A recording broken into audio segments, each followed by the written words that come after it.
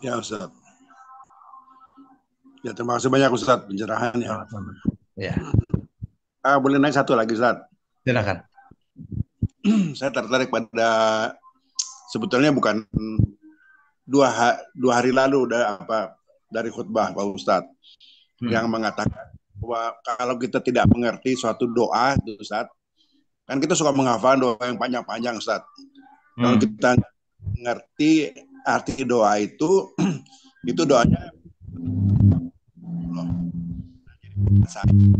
apakah pengertiannya kita harus siap kita menghafalkan doa harus kita artikan dulu semuanya, tafsirkan atau diizinkan menurut Ustadz kita boleh saja baca itu dengan harapan itu kan semua pertolongan rahmat dari Allah gitu Ustadz.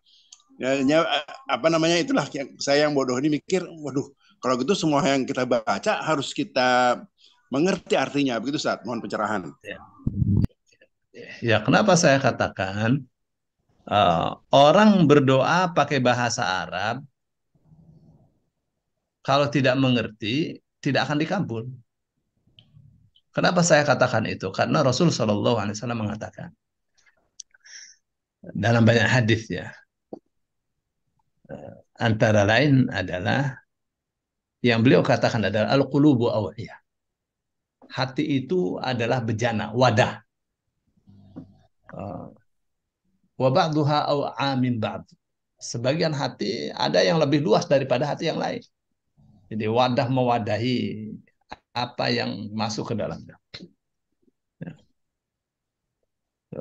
Tapi awiyah juga bisa maknanya barang-barang yang awiyah itu artinya adalah sesuatu yang bisa memahami kata-kata. Itu kata. Bisa al-wa'yul islami artinya pemahaman Islam.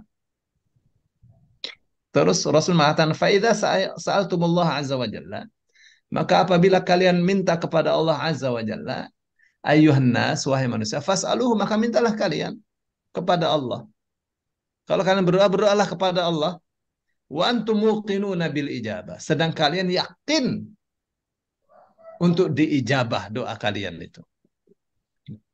Bagaimana kita meyakini doa kita akan diijabah sedangkan kita tidak mengerti apa yang kita baca? Ya, kita ngerti nggak yang kita baca itu benar atau salah? Misalnya doanya benar, ngerti nggak apa maksudnya? Yang kita minta itu apa dari Allah? Ya kan? Nah, yang kita minta apa dari Allah? Kita nggak ngerti kok. Apa bedanya bahasa Arab dengan eh, bahasanya ini orang-orang yang di Ethiopia misalnya? Bahasa-bahasa Afrika, bahasa Inggris, bahasa Perancis yang kita tidak mengerti. Ya, kita misalnya berdoa dengan bahasa Perancis, jangan bahasa Arab. Bahasa Perancis kita nggak ngerti sama sekali. Apa maksud dari doa itu? Ya, jadi bagaimana kita meyakini bahwa doa, doa kita akan dikabul? Ngerti saja enggak? Ya, itu yang Rasul katakan. Fas'aluhu wa antum muqinun bil ijabah. Mintalah kalian kepada Allah dalam keadaan kalian yakin kalau permintaan kalian itu dikabul oleh Allah. Permintaannya apa? Nggak ngerti. Ya sama saja dengan orang nggak minta, orang nggak ngerti kok. Oh. Maka Rasul mengatakan fa inna Allah la yastajibu li'abdin da'ahu an dhahri qalbin ghafil. Itu tuh pernyataannya tuh. Sesungguhnya Allah tidak mengabulkan doa seorang hamba yang hatinya tidak paham. Itu deh Pak. Jadi saya katakan sama Pak Edi kemarin tuh, ya kalau tidak paham, pakai bahasa Indonesia saja. Ya, pakai bahasa Indonesia saja. Kalau mau pakai bahasa Arab, dihafal bahasa Arabnya sambil dimengerti maknanya. Ya, kayak kita baca surah Al-Fatihah kan, kita mengerti artinya kan. Ya, begitu deh prosesnya. Gitu deh, Pak. Terima kasih banyak Ustadz. Syukur Ustadz. Baru jelas. Ya, Nah, Alhamdulillah. ya, Jadi saya nyambung Ustadz ya. Jadi ya, kalau ya. begitu boleh kita berdoa dengan dua bahasa Ustadz. Bahasa Indonesia katakanlah dan bahasa Arab, bahasa Al-Quran ya. Biasanya kita yang apa yang mendetail gitu ya. Kita berdoa dengan bahasa Indonesia. Iya, Dan biasanya kita tutup dengan Robbana atina di dunia iya, hasanah itu. Nah, iya. di situnya kita pakai bahasa Arab. Itu boleh Iya. begitu, Ustaz? Pokoknya yang tidak mengerti pakai bahasa Indonesia saja. Kalau mengerti pakai bahasa Arab mengerti enak pakai bahasa Arab karena dari Quran dari hadis ya kan. Iya, iya. Iya. Pakai berapa bahasa pun Allah pasti paham. Iya, iya, Ustaz. Ya kalau Allahnya pasti paham, kitanya paham apa tidak itu yang masalah. Ya, saya ngerti, Ustaz. Iya.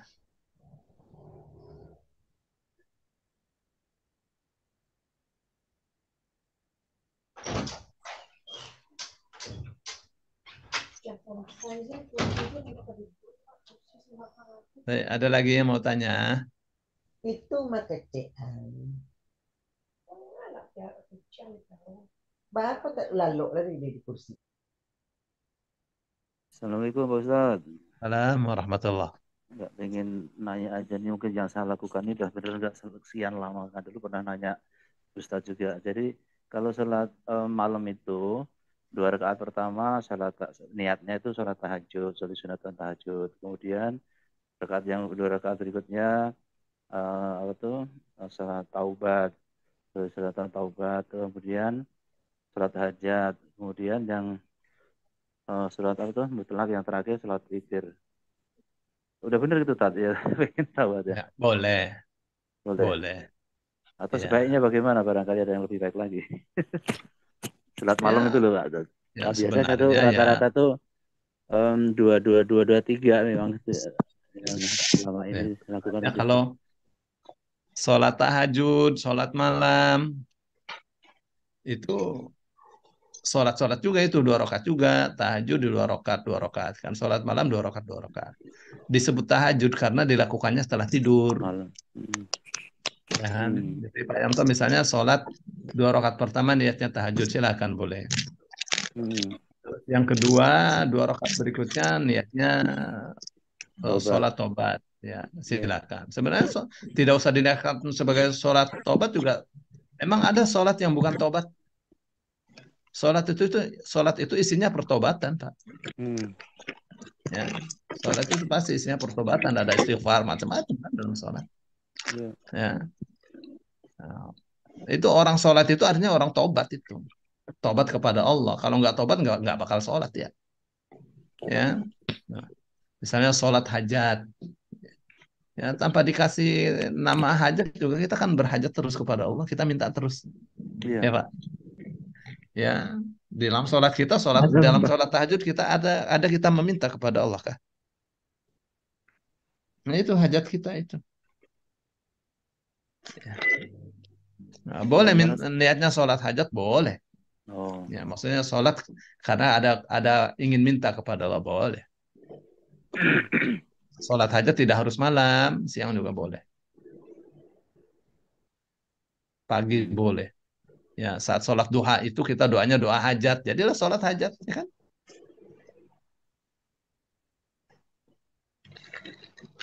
Ya, sebenarnya kalau dalam kamus fikih itu tidak ada sholat hajat. Ya, Bapak kalau kita sudah lewat pelajaran Bulughul Maram tuh, nggak ada tuh namanya sholat hajat.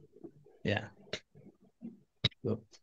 Tapi kenapa ada orang menyebutnya sholat hajat? Karena ada hadis mengatakan karena Rasulullah Shallallahu Alaihi Wasallam itu idza hajabahu amrun shalla rakaatain tsumma da'a dan seterusnya. Rasul Shallallahu Alaihi Wasallam kalau terlilit oleh satu masalah, beliau sholat 2 rakaat kemudian beliau berdoa.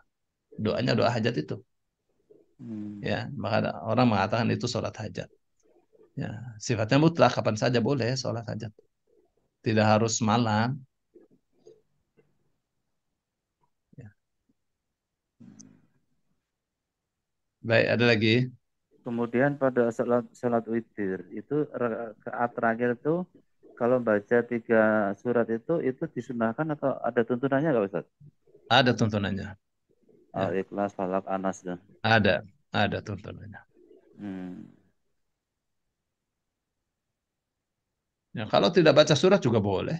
Tapi semakin panjang baca suratnya semakin bagus. Iya.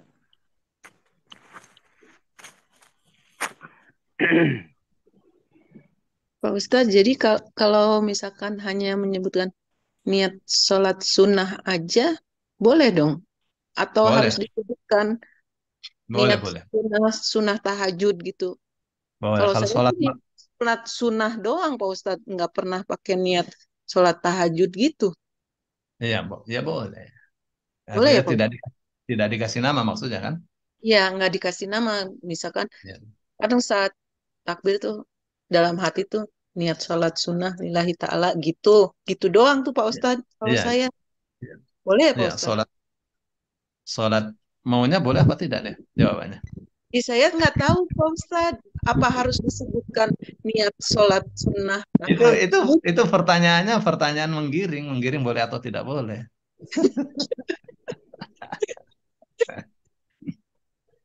Kalau saya Ya, sih enggak, Pak Ustadz. Nggak pernah disebutkan niat sholat sunnah tahajud lillahi ta'ala.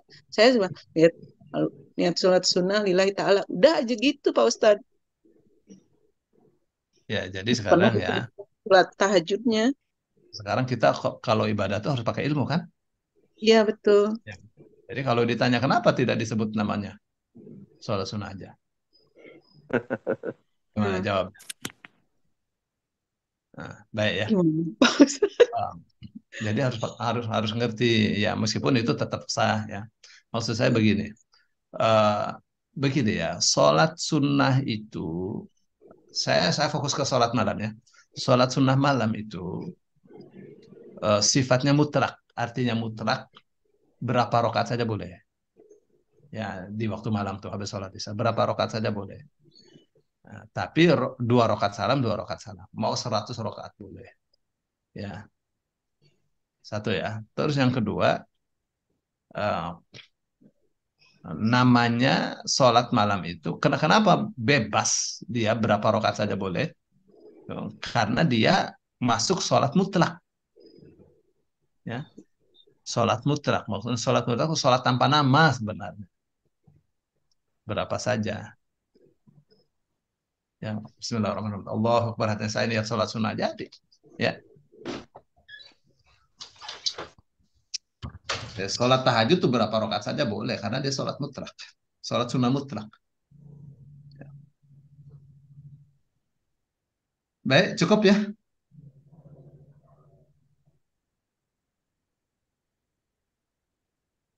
Pak Bu Arni Ustadz, mau ya yes.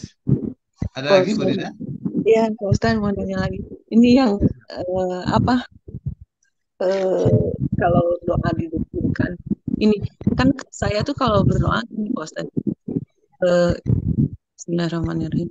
Ya Allah, misalkan suami saya, anak saya, eh, nenek moyang, keturunan saya hingga akhir zaman.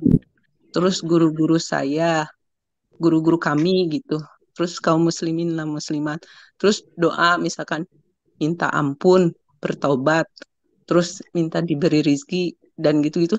Nah, itu si orang-orang yang saya sebutkan itu tetap terbawa ya Pak Ustadz atas doa Terbawa doa saya. terbawa. Gampang sekali bagi Allah untuk begitu. Terbawa ya Pak Ustadz. Jadi Ya, nggak perlu misalkan saat saya minta rezeki atau kesehatan, orang-orang itu disebut lagi, nggak perlu begitu kan ya Pak nah, Ustadz, karena kan terlalu sudah dari panjang. awal. Ya.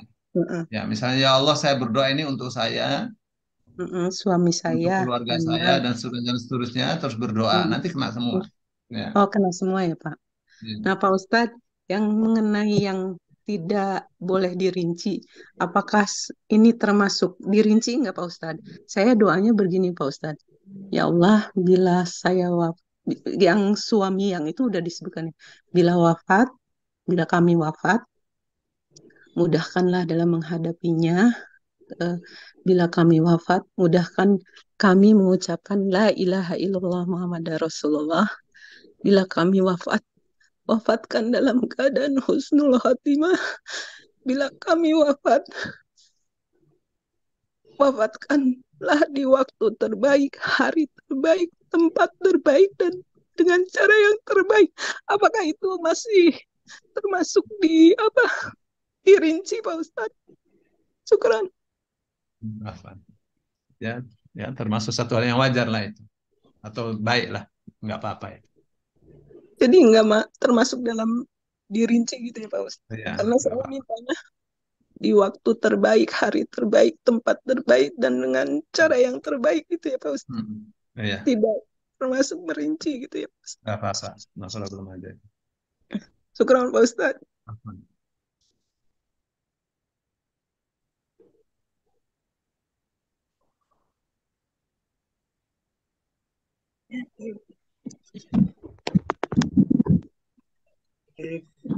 Sudah hampir jam 7. Bapak Ibu, kita cukupkan ya. Ya, hari.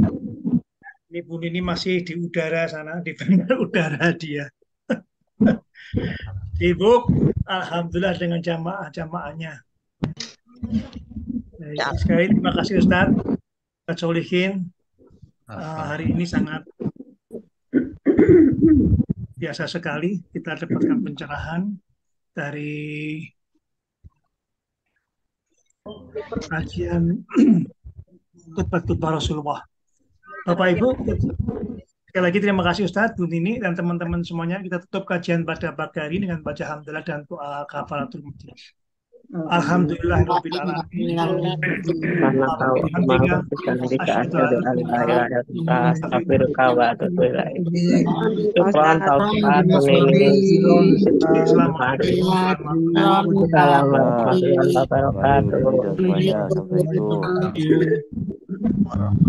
Assalamualaikum warahmatullahi wabarakatuh. Izin keluar dulu Ustaz, terima kasih.